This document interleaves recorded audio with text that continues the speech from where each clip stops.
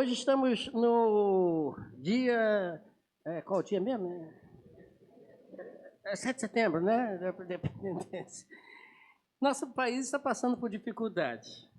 Os irmãos sabem, política para cá, política para lá. É um momento difícil realmente para muitos. Mas independente de A ou B, a Bíblia nos diz que nós devemos orar por quem? Pelas autoridades, pelo governo. Então não interessa quem está lá sentado, quem está com a caneta na mão, não me interessa quem esteja lá e que pensa o que faz, o que fala, como faz, não me interessa. Interessa que eu preciso orar por eles, para que Deus possa conduzir as suas vidas e que as decisões que venham a ser tomadas sejam tomadas pautadas na vontade de Deus. Nós, às vezes, não entendemos o que acontece. Às vezes, nós ficamos chateados com o que acontece. Mas, se nós temos a obrigação de orar, dada por Deus, vamos orar. Né? E Deus está no controle desse negócio. Amém? Então, 7 de setembro é um dia, e não só hoje, mas todos os dias devemos orar pelo nosso país, pelos governos federal, estadual, municipal, né, todos aqueles que têm responsabilidade junto à administração de modo geral. Né? Vamos abrir então as nossas Bíblias em Josué capítulo 13, versículo 1. Esse texto foi o texto que nós usamos quarta-feira numa introdução, né, irmão Nelson? É uma introdução para uma reflexão sobre o povo de Israel na conquista do que dizem ser a Palestina, né? E não existe esse negócio de Palestina, né, irmão Nelson? O Nelson é historiador bom nesse assunto também, né? E o povo estava atravessando ali, entrando na Terra Prometida, né? E Josué agora assume a liderança, eles entram, conquistam a terra. E nós fizemos um estudo aqui interessante, em que até a Adriana falou comigo lá em casa, poxa vida, você desconstruiu Josué, né? O Josué que eu conhecia foi para o chão. E aí eu falei o seguinte, e repito, né? A Bíblia é perfeita em todos os aspectos. Ela narra para a gente os grandes feitos, os grandes atos feitos por Deus através de seus servos. Né? E nós costumamos valorizar esses homens. E está certo, devemos olhar para eles e buscar neles também exemplo para a nossa vida. Está certo, não está errado, não. Mas também a Bíblia narra, além das suas vitórias, seus feitos, né, de Cristo, através de Deus, através deles, também existe um outro lado da moeda. Né? Qual é o outro lado da moeda? São pessoas imperfeitas, como nós. Eu e você somos imperfeitos. Também temos os nossos erros. E a Bíblia mostra, eu falei quarta-feira, não vou fazer todo o estudo, até porque não é o objetivo hoje, que nós fizemos quarta-feira. Né? Quem não veio quarta-feira perdeu, né, pastor? O pastor Marco Ministro estava me olhando ali e falou assim, meu Deus, o que ele está falando de Josué? Né? Mas venham às quartas-feiras. Também tem tido estudos maravilhosos que têm sido feitos, não só eu, mas outros irmãos também têm feito estudos maravilhosos, né, nas quartas-feiras. Não deixe de vir e podemos orar. Então, eu só vou trazer os defeitos de Josué para a gente pensar hoje, até porque estamos no mês de setembro, começando a campanha de missões. Né? Missões o quê mesmo, pastor? Nacionais. Ou seja, você e eu temos uma responsabilidade com o nosso país, que é a da evangelização, começando na sua casa, que está dentro desse país. Então, estamos começando o mês e vamos começar com o pé direito e esquerdo juntos. E eu vou aproveitar Josué, né, que entra na terra, conquista parte da terra que Deus havia dado, e no final da sua vida, na sua jornada, Deus aparece a Josué, no capítulo 13, versículo 1, e é dito o seguinte, Josué já sendo velho, de idade bastante avançada, o Senhor lhe disse, você está velho. Você está velho. Quantos anos tinha Josué? Quem sabe assim, chutando por alto. Eu não fiz a pesquisa. Aproximadamente isso aí, 120 anos. 110, né? Tanto faz. O negócio é, ele passou da casa dos 100. Então, meu irmão que tem menos de 100, você não está velho. Hã? Vamos lá. Josué, você está velho. Acabou? Mas, diz Deus. O que diz Deus? E ainda há muita terra para ser conquistada. Então, pessoal, repito, menos de 100 não está velho. Ok? Só estou escutando um oba. É todo mundo mais velho? Então, vamos pensar o seguinte. Eu sou jovem. Não vou fazer aquele negócio que tem uma musiquinha aí de um programa aí que eu sou jovem ainda, né? Você até conhece o texto. Então, se você é jovem ainda, um dia você será. Mas enquanto não é,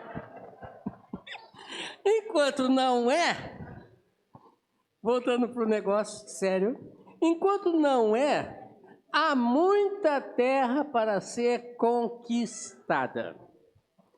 A pergunta que eu fiz na quarta-feira e com os nossos irmãos nós meditamos, por que ainda havia muita terra para ser conquistada? O que aconteceu com Josué? O que houve na vida de Josué, daquele povo que fez com que essas terras não fossem alcançadas? Ainda havia muita terra. Eu mostrei para os irmãos de quarta-feira que quase toda a terra foi alcançada lá na época do rei Salomão. O rei Salomão. O rei Salomão conquistou muito, mas depois daquilo caiu. Houve uma queda, né, e a coisa não funcionou bem. Mas por que isso aconteceu? E eu destaquei alguns motivos, e vou passar para os irmãos entenderem quais são esses motivos que contribuíram e são também motivos que nos ajudam hoje a também não conquistar a terra. É a mesma coisa. Josué era homem como eu e você. Um ser usado por Deus, mas também com suas falhas. Não há nenhum problema nisso. O problema é continuar na falha. Concorda comigo? Falhar, eu falho, você falha, nós falhamos.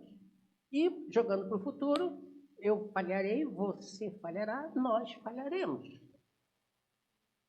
Não tem jeito. Mas você pode evitá-las, as falhas. Você pode evitar. Dá uma olhadinha para Josué. Uma das falhas que eu destaco aqui é que Josué era um homem enciumado. Como assim, pastor? Não vou ler o texto porque, né, mas se você quiser depois eu te dou o texto. Certo momento, Josué foi para Moisés, fofoqueiro, né? Moisés, tem 2 caras lá profetizando. Não pode? Só você. E aí Moisés vira para ele e fala assim, Josué, presta atenção. Está com ciúme por mim? Está com ciúme por mim? Eu queria que toda a nação profetizasse. Josué, um cara ciumado, né? Só ele pode. Segundo erro de Moisés, que eu mostrei para os irmãos, naquela época, é que ele não conseguiu toda aquela terra, a totalidade da terra, porque ele não cumpriu com a ordem de Deus. Deus disse, Josué, entra. E todo lugar que você botar o pezinho, essa terra será de quem? De vocês. E ele simplesmente não foi. Por que ele não foi? Ele simplesmente não foi. Não me interessa aqui entrar no porquê, para quê, como. Me interessa dizer o seguinte, que ele não obedeceu a ordem de Deus, que foi clara. Você pode ler lá no livro de Josué, foi clara. Ó, desde aqui até não sei aonde, toda essa extensão é de vocês. Vá! Ele não foi. Terceiro problema dele foi que quando ele estava entrando na terra prometida com o povo de Israel, Deus disse assim, ó, não quero que você faça aliança com esse povo. Mata todo mundo. O que ele fez? Fez aliança. Fez aliança com alguns daquele povo. Não matou todos quanto tinham que matar. Ah, mas Deus é muito mau, mandou matar. Não, Deus sabe o que faz, como faz e quando faz. Simplesmente ele deveria ter feito o que Deus mandou ele fazer. Ele não fez. Errou. Errou feio. Fez aliança com quem não devia fazer aliança. Outra coisa. Quando o povo então estava lá entrando na terra prometida, um pouco antes, o povo tinha feito muita coisa errada perante Deus. E Deus vira para Moisés e fala o seguinte: Moisés, sai do meio desse pessoal, vou matar todo mundo e vou fazer de você um novo povo. Já é? Aí Moisés olha para Deus e fala assim: ah, Senhor, não faz isso não. Mata não. Tira até meu nome do livro da vida, mas não mata esse povo não. Pode me lançar no inferno, mas não mata esse povo. Aí Josué chega no final da vida dele. Ó, vocês que se virem, tá? Vocês escolham quem vocês vão servir. Eu e minha casa vou servir a Deus. Agora vocês, lavo minhas mãos. Mais ou menos assim. Que amor é esse? Que amor é esse pelo povo? Moisés, ao ponto de dar a sua vida pelo povo, Josué disse assim, ó, vocês que se virem. Vocês que se lasquem. Outro erro também de Josué, né? Outro erro de Josué é que quando Deus chegou para Josué, para Moisés, Moisés, tu não vai entrar. Você não vai entrar. Mas eu deixo você dar uma olhadinha na terra. Tudo bem? Sobe lá. Ah, Senhor, mas Moisés, tu não vai entrar. Acabou, é ponto final. Tá bom, não vou entrar. Então faz o seguinte, Senhor. Providencie um líder que esteja à frente deste povo. Para que eles não sejam um povo como ovelhas sem pastor. Para que eles possam ser dirigidos. Que eles possam ser conduzidos. Que eles possam ser orientados por ti. Arruma um líder para eles. Agora vem Josué. Josué, está velho. Ainda há muito o que fazer. Acabou para você. Aí o que faz Josué? O que faz Josué? Uma palavrinha bem pequenininha com 4 letras. Nada. Tá bom, fiz aqui. Tá bom. E o povo? Já falei lá atrás que isso se vira. Nem se preocupou em gerenciar um sucessor, providenciar um sucessor, um líder, nem se preocupou em que aquele povo poderia se desencaminhar porque estariam como ovelhas sem pastor, e foi o que aconteceu, vocês viram na própria história. Nem aí para isso. Em resumo, Josué, não estou dizendo que o Josué aqui vai ser crucificado por causa disso, não, vamos tacar pedra de Josué. Não, não é isso não. Ele também fez as coisas boas. Ele também agiu. Não errou em tudo. A vida dele não foi um grande erro. Não. Ele também teve as suas falhas. Aqui eu narrei para os irmãos. O que eu quero mostrar para os irmãos é o seguinte, que assim como Josué errou, assim como Moisés também errou, assim como Davi também errou, assim como Salomão também errou, assim como Maria também errou. Isso é um estudo para depois? Né? Todos eles falharam. E o problema é quando a nossa falha faz com que ainda haja muita terra a ser conquistada. E eu não consigo ir. A igreja não consegue ir. E nessa visão, Paulo, lá no capítulo 4 de Efésios, versículos 1 e 16, ele diz o seguinte para você e para mim. Olha só. Lá em Efésios 4, 1 a 16.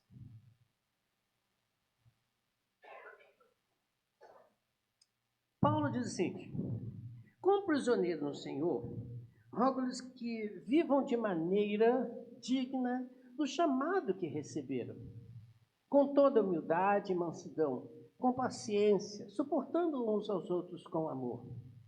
Façam todo o esforço para conservar a unidade do Espírito pelo vínculo da paz. Há um só corpo, há um só Espírito, como também uma só esperança quando foram chamados. Há um só Senhor, uma só fé, um só batismo, um só Deus e Pai de todos, que é sobre todos e por meio de todos e em todos. A cada um de nós foi dada a graça conforme a medida com que Cristo distribuiu os dons. Por isso é que foi dito, quando ele subiu em triunfo às alturas, levou cativo muitos prisioneiros e deu dons aos homens. Ora, o que significa ele subiu, senão que também havia descido às profundezas da terra? Aquele que desceu é o mesmo que subiu acima de todos os céus, a fim de encher todas as coisas. Ele designou alguns para apóstolos, outros para profetas, outros para evangelistas, outros para pastores e mestres, com o fim de preparar os santos para a boa obra do ministério, para que o corpo de Cristo seja edificado, até que todos alcancemos a unidade da fé e do conhecimento do Filho de Deus e cheguemos à maturidade, atingindo a medida da plenitude de Cristo. O propósito é que deixemos de ser como crianças, levados de um lado para outro pelas ondas ou jogados para cá e para lá por todo o vento de doutrina, pela astúcia e pela esperteza de homens que induzem ao erro. Antes, seguir a verdade em amor. Cresçamos em todas as coisas naquele que é o cabeça, Cristo. Dele, todo o corpo ajustado e unido pelo auxílio de todas as juntas, cresce e edifica a si mesmo em amor à medida que cada parte realiza a sua função. Muito bem. Paulo, com essa visão de há muita terra para ser conquistada, Paulo, com essa preocupação, tipo Moisés preocupado, né, com a mensagem a ser levada, ele pega esse gancho e traz para a gente algumas orientações fundamentais para que você e eu não venhamos a errar tipo Josué. Eu tenho certeza que muitos dos erros de Josué não foram erros propositais. Eu vou fazer isso porque eu não gosto desse povo. Creio que não. Creio que Josué tinha boas intenções, assim como você e eu também temos. Eu creio que Josué não tinha nenhuma intenção de prejudicar o trabalho. Eu sei que Josué não tinha intenção de deixar terras para lá. Não, eu tenho certeza que não. Mas erro é erro. Concorda comigo? E pode ser evitado? Pode. E Paulo vem dar instrução aqui nesse texto de coisas que nós precisamos fazer para não errar, para não pecar, né? Voltemos ao versículo de número 1 desse texto. Olha só o que Paulo fala. Acompanhe com cuidado. Agora eu vou traduzir o versículo, né? Vamos lá para o grego. Vamos para o grego. Vou traduzir o versículo. Paulo diz assim: como prisioneiro no Senhor. Preso estava Paulo quando escreveu essa carta. Paulo estava preso, acorrentado, né? E eu acho que ninguém aqui passou por uma situação dessa. Mas parecido já deve ter passado. Você é internado, não pode sair. Está lá na cama, deitado, ou podendo até andar, mas você não pode sair do hospital. está preso. É bom ou não? Quem já esteve internado? É bom ou não? Por mais que esteja sendo bem tratado, não é bom. Você fica doido para ir embora para casa. Estou doido para sair desse negócio. Está preso. Agora imagine cadeia. E você não é bem tratado. Imagine numa cadeia que você está aprisionado com correntes. Imagine numa cadeia que é totalmente insalubre, condição nenhuma de sobrevivência. Digna para um ser humano. Estava lá ele, Paulo. Mas interessante é que, mesmo nessa situação de preso, ele estava livre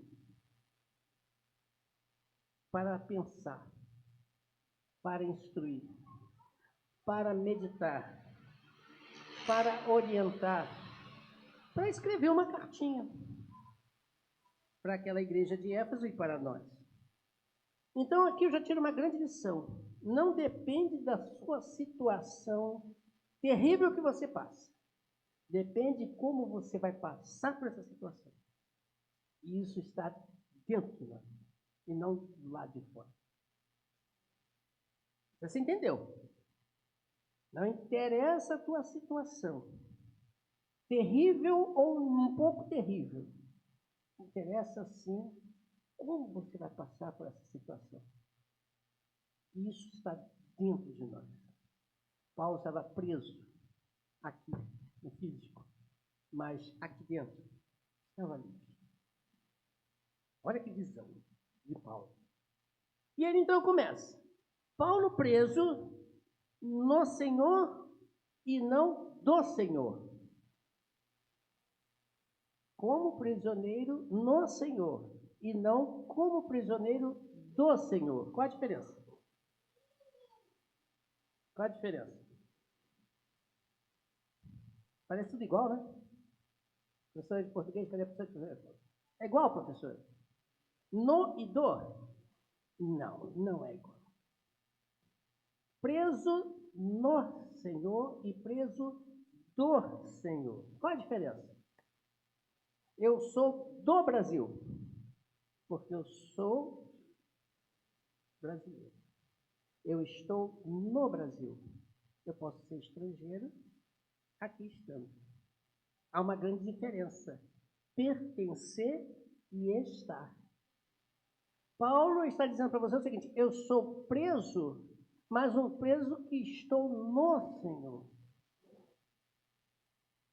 E não estou preso do Senhor.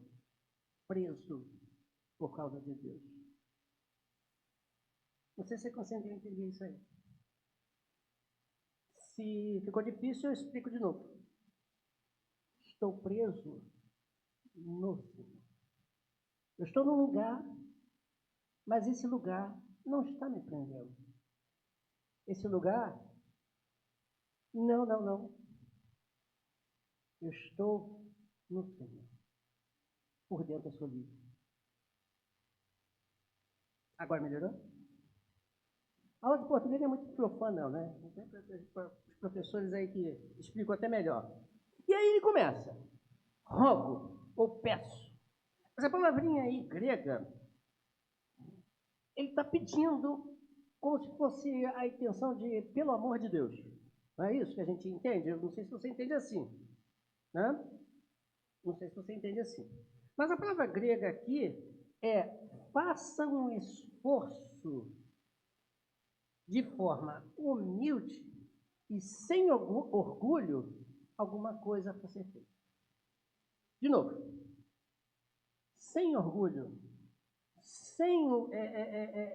com humildade, faça força, faça um esforço para cumprir o que você tem que fazer. Ou seja, não é você faz porque você é capaz. Não. Eu faço porque sou capaz. Aí veio, por exemplo, eu vou lá para o teclado, toco um hino porque eu sou capaz de tocar, o irmão Átila é capaz de tocar, o Dudu é capaz de tocar. Não, não é isso não. Eu faço porque Cristo me fez capaz. Deus é que me capacitou para. Então você que foi feito por Deus capaz, você agora vai fazer um esforço para fazer. Porque a nossa vontade não é fazer. A nossa vontade é sentar e ficar ouvindo. A nossa vontade é ficar acomodado. A nossa vontade é dizer assim, evangelismo não é para o pastor Isaías. Ele e irmã Ângela. Né? Eles que vão resolver esse problema lá de cantar a música Atravessar o Mar. Não. Em hipótese alguma. É isso que Paulo quer mostrar. É isso que Paulo está dizendo assim, gente, vocês foram capacitados. Façam uma força para fazer. Porque senão você não faz. Quer ver um exemplo? E eu acho um exemplo lindo. Qual foi a oração de Cristo antes de ser preso? Antes de passar pela cruz?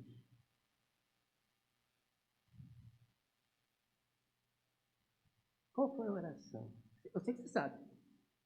Você está puxando a caixinha. Vamos lá. Quem está falando? Pastor. Se possível, passa de mim. Ele estava numa condição humana, vendo que iria passar e disse, isso é demais. Se possível, passa de mim. Mas ele faz o esforço e diz, mas cumpre-se a tua vontade. Deu para entender? Se ele, Deus, Jesus Cristo, disse, se possível, imagina você e eu. Não, para lá. Percebeu?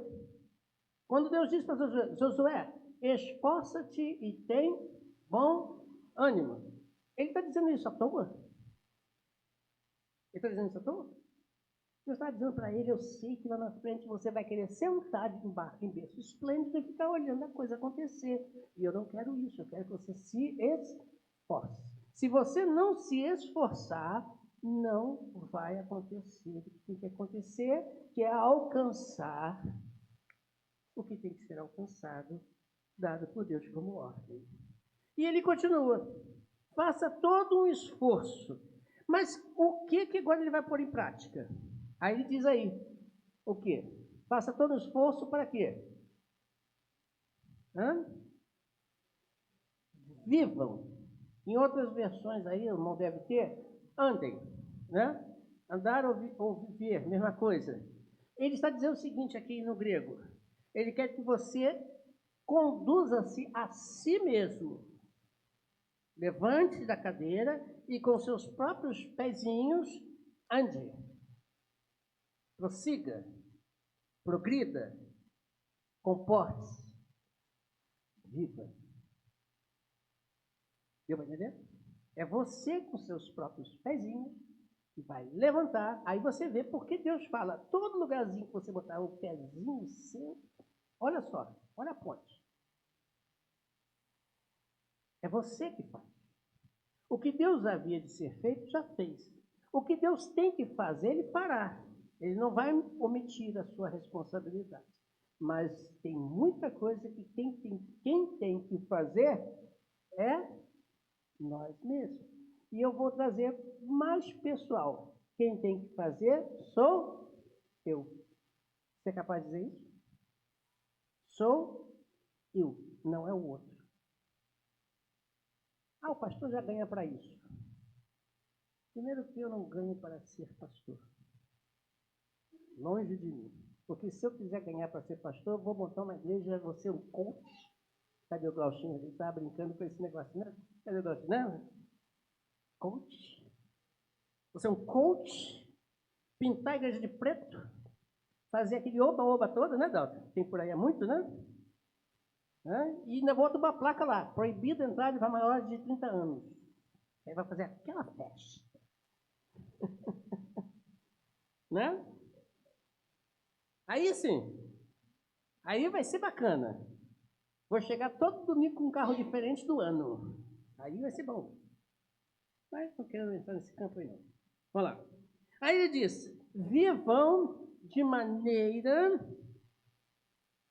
digna do chamado que receberam. Essa expressão toda aí, ele está dizendo assim, que pela vocação, em outras versões, pela vocação. A palavra vocação, traduzida para o português, é convite. Convite. Você e eu fomos convidados. Você e eu fomos convidados. Mas quando ele... Essa versão é interessante, que ele diz, de maneira que vocês foram chamados. Essa palavra chamado é convite. Você recebeu um convite. Que receberam com toda a humildade, mansidão, com paciência, suportando uns com os outros. Quando ele diz receberam, a palavra é também convite, no hebraico, no grego. Só que convite nominal. Uma coisa é eu chegar aqui e falar assim, irmãos, hoje à noite vamos ter um culto maravilhoso, você está convidado para vir. Eu dei nome? Não. Bem quem quer? Sim. Agora eu chego e falo assim, ó, irmãos, essa noite vai ter uma festa maravilhosa. Bia, você virá essa noite, eu estou te convidando para vir.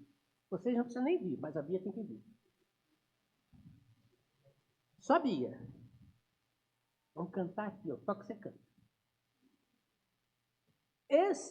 O que Paulo está dizendo para você é o seguinte, você foi convidado, chamado, mas com seu nomezinho escrito. Ou seja, você não tem opção de recusa.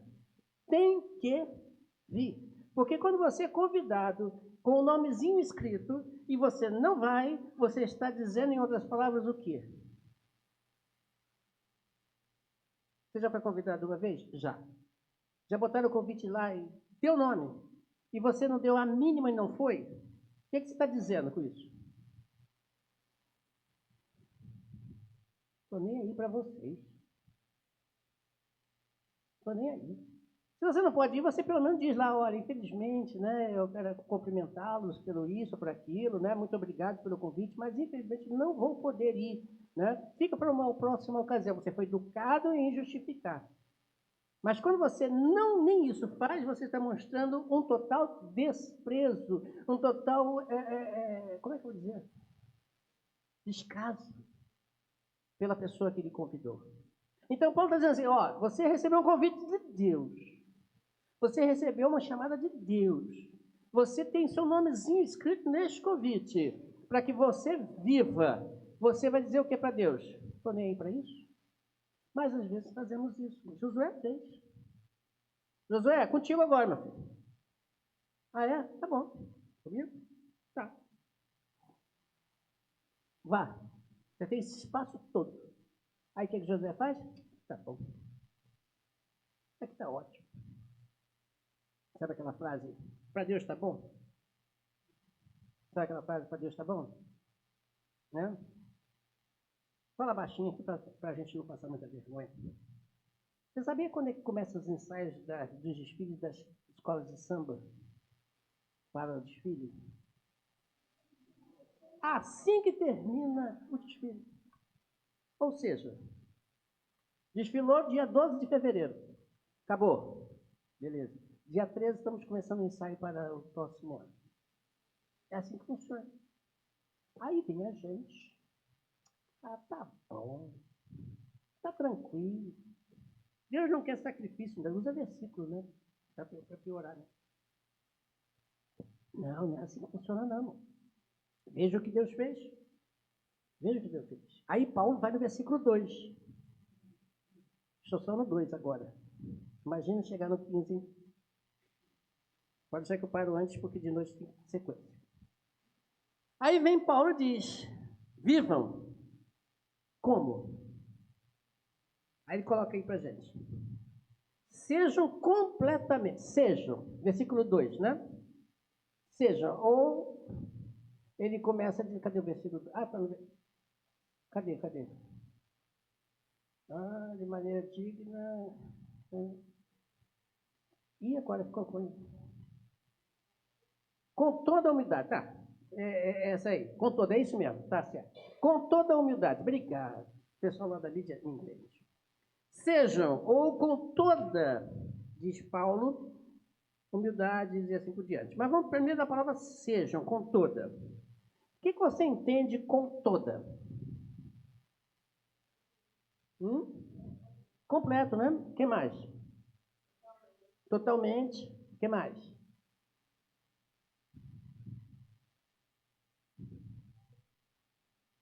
Se você tem boa vista, esse copo está completamente cheio, tá certo? Não. Esse está quase cheio. O que Paulo está dizendo é o seguinte: ao ponto de transbordar, não interessa se está na borda, é ao ponto de transbordar. Botar mais uma gota, transborda. É isso que Paulo quer que você faça. Essa é a ideia. Ou seja, não pode estar faltando nada. Tem que estar, como o pessoal fala aí, na medida. Passou a régua. Pleno.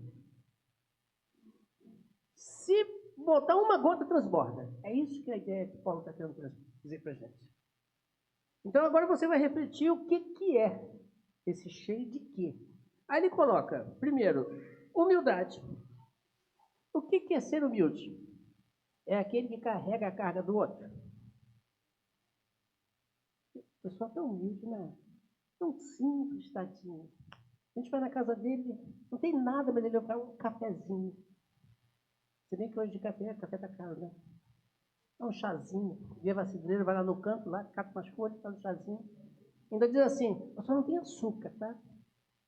Ah, tadinho, tão humilde, tão pobrezinho. Não é assim que a gente faz? A visão nossa de humilde? Mas Paulo, ele escreve outra palavra aqui que é traduzida por humilde. Olha só, vocês vão ficar aqui em grego, sabia?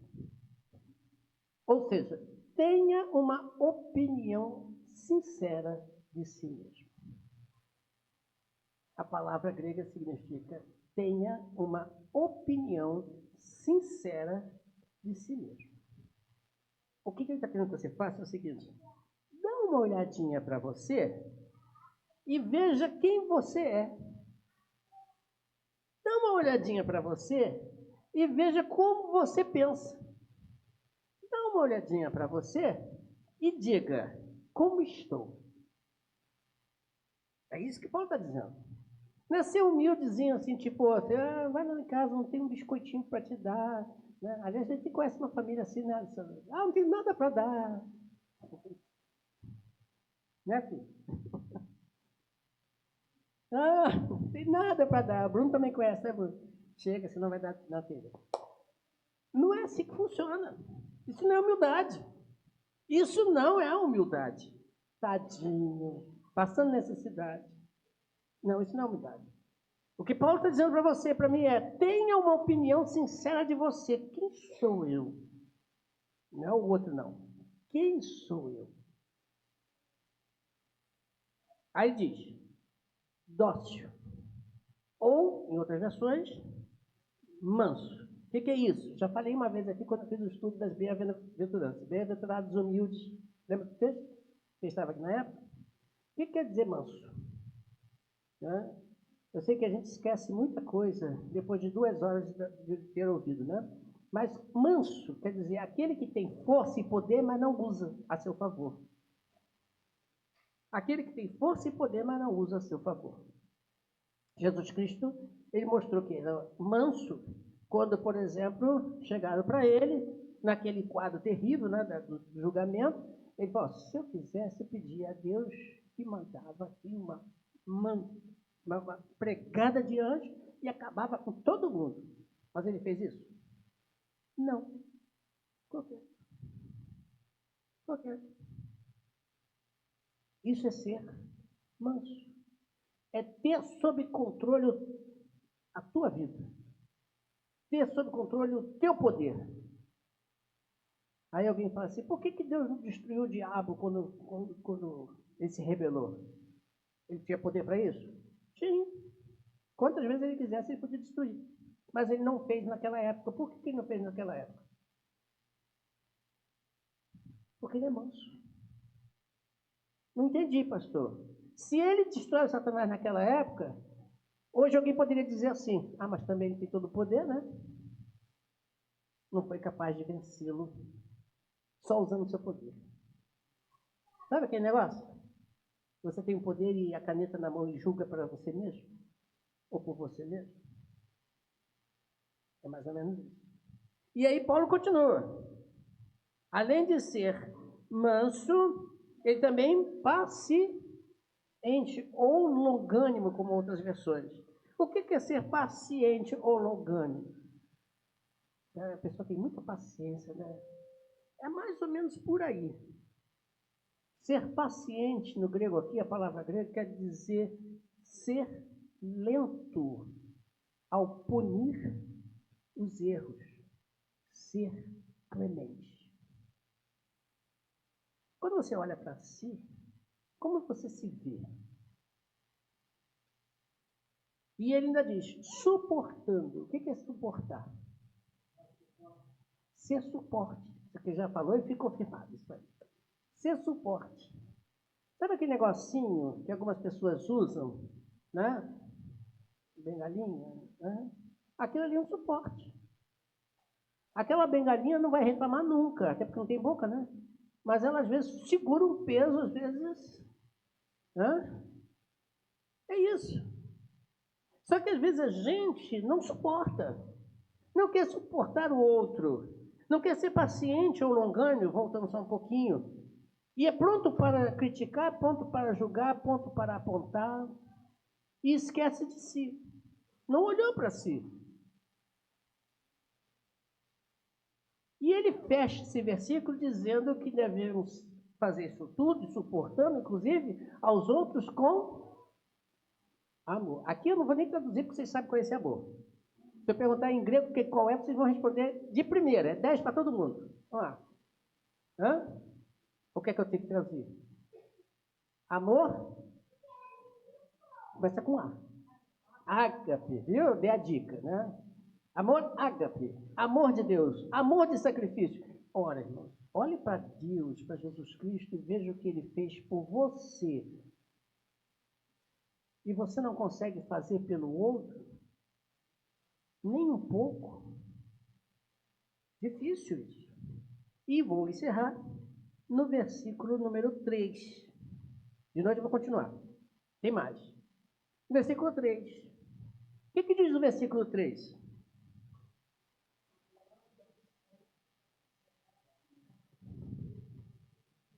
Olha só, ele repete a ideia. Façam todo o... Já existe uma frase em educação que diz que a repetição é didático. Por que é didático? Porque quando você vai para casa, às vezes, quando você estudava, levava para casa dever de casa. Repetir. Para quê? Para memorizar, para aprender, assimilar. Paulo é professor aqui nessa hora. Ó, vou repetir, ó. Façam todo o esforço. Esforçai-vos. Empenhe-se para. Faça força mesmo. Empenhe-se para. Aí diz, para o quê? Isso. Guardar é a palavra melhor colocar. Guardar com todo cuidado. Quando ele passa conservar, aqui a palavra é guardar com todo cuidado. É algo de valor. Não é qualquer coisa. É algo que você valoriza. É algo que você tem autoestima. Guarde isso como preciosidade na sua vida. Guarde isso. Lute para manter ali dentro do seu coração. Manter o quê? A unidade do Espírito. Unidade, todo mundo sabe que é ser um. Unanimidade. Que também pode ser traduzida como todos concordam igualmente. Todos concordam igualmente. Mas aí você faz a pergunta, peraí, mas a gente tem ponto de vista? A gente tem considerações a serem vistas também, né? Sim, tá.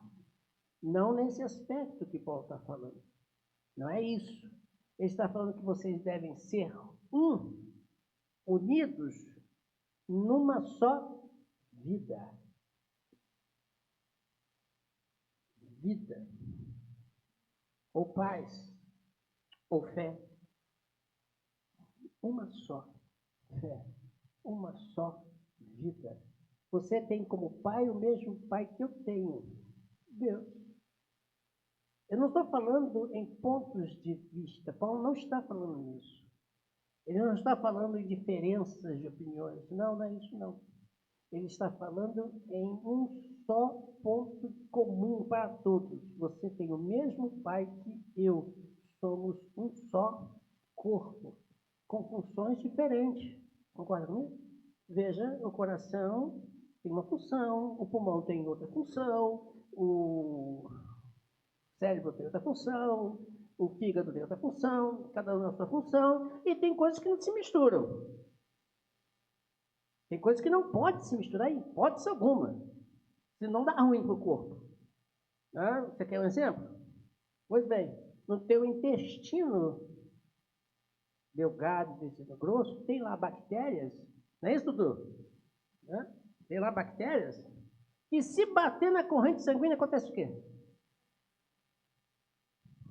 Morre. Morre. Se bater na corrente urinária, o que acontece? Estou perguntando ao Dudu por que está estudando para isso. Infecção urinária. E se não tratar uma infecção urinária, o que acontece? Morre. Veja, no mesmo corpo. No mesmo corpo. Né? Quando você respira, você põe para dentro do quê? Quem mais estuda aqui? Oxigênio. Agora pega o oxigênio e injeta no sangue. Morre. Mesmo corpo. Percebe? Não estou dizendo opiniões, visões. Não. Ele está dizendo o seguinte: é um corpo só. Cada um com a sua função. Cada um com a sua parte. E trabalhem isso de maneira que vocês vivam essa vida. Aí ele conclui dizendo em